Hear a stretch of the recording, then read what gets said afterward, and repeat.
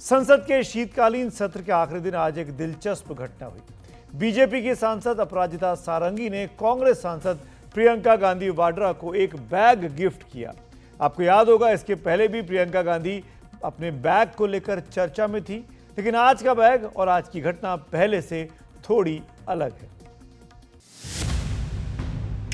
पहला बैग फिलिस्तीन वाला,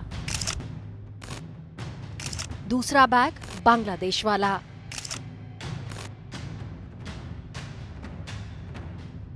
और तीसरा बैग 1984 वाला। इस कहानी में 3 बैग हैं, लेकिन तीसरे बैग में किरदार बदल जाता है। पहले बैग को लेकर प्रियंका गांधी खुद संसद पहुंची थी। दूसरे बैग को लेकर भी प्रियंका खुद संसद में आई थी, लेकिन तीसरा बैग उन्हें गिफ्ट किया गया। भुवनेश्वर से बीजेपी सांसद अपराजिता सारंगी प्रियंका गांधी के लिए शुक्रवार को ये खास बैग लेकर संसद पहुंची। बहुत दिनों से देख रही थी प्रियंका वाड्रा जी विभिन्न तरह के बैग लेकर घूम रही हैं और हर एक बैग पर अलग अलग तरह की लिखावट है। तो आज संसद सत्र का अंतिम दिन था, तो मुझे ऐसा महसूस हुआ कि उन्हें एक बैग गिफ्ट करना चाहिए और मैं यह बैग लेकर गई थी। ये जूट का बैग था और इस पर 1984 राइट लिखा हुआ था और रक्त के बूंद थे।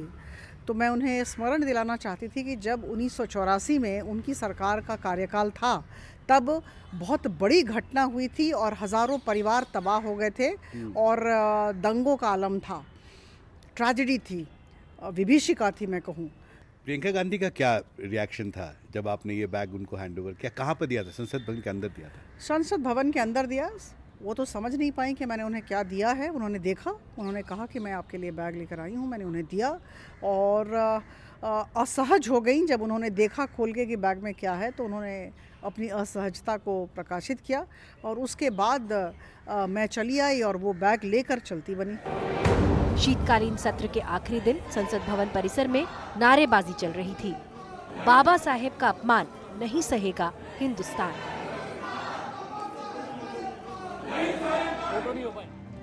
इसी बीच प्रियंका गांधी आती हैं। तस्वीरों में आप देख सकते हैं ब्लू कुर्ते और ब्लैक जैकेट में प्रियंका गांधी आगे बढ़ रही हैं। उनके ठीक पीछे अपराजिता सारंगी हैं। अपराजिता उन्हें बैग पकड़ाती हैं। थोड़ा झिझकते हुए प्रियंका बैग पकड़ लेती हैं। बैग आगे करती हैं और बढ़ जाती हैं। अब जरा इस बैग को करीब से देखिए। अपराजिता सारंगी के हाथ में जो बैग है, उस पर लाल रंग से 1984 लिखा हुआ है। जो तस्वीर बनाई गई है, उसमें खून के छींटे की शक्ल में 1984 लिखा गया है। हमने अपराजिता से पूछा कि आपने प्रियंका गांधी को ऐसा बैग क्यों दिया जिस पर 1984 लिखा है। क्या कहा उन्होंने, वो सुनिए। बहुत ज़रूरी है कि जो कांग्रेस के नेतागण हैं, प्रमुख तौर पर मैं कहूँगी जो कांग्रेस के वर्तमान की पीढ़ी के नेतृत्व हैं, उन्हें बताना होगा कि उन्होंने कौन सी ऐतिहासिक गलतियां की थी। तो इसी संदर्भ में मुझे लगा कि आज 1984 की बातें उनको याद दिला दूं और ऐसा कभी न हो, इसकी पुनरावृत्ति न हो, ये हम सब का दायित्व है, कर्तव्य है। साल 1984 में जब सिख दंगे हुए थे, तब केंद्र में कांग्रेस की राजीव गांधी सरकार थी। इस मुद्दे को अक्सर बीजेपी कांग्रेस के खिलाफ औजार के रूप में इस्तेमाल करती है। राजीव गांधी ने कहा था कि एक बड़ा पेड़ गिरता है तो जमीन में हिलती है। उसके बाद इतने साल हो गए, आयोग बनते गए, कमीशन बनते गए, एक भी व्यक्ति पर सजा नहीं हुई। कांग्रेस इसी अहंकार से भरी हुई है। देश को कितना नुकसान हुआ, उनकी यही मानसिकता है, हुआ तो हुआ। देश लूट गया, उनकी मानसिकता है, हुआ तो हुआ। ये कांग्रेस के रग रग में भरा पड़ा है। जो भी हो, ऐसा कहा जा सकता है कि शीतकालीन सत्र के आखिरी दिन बैग पॉलिटिक्स का जवाब बैग पॉलिटिक्स से ही दिया गया।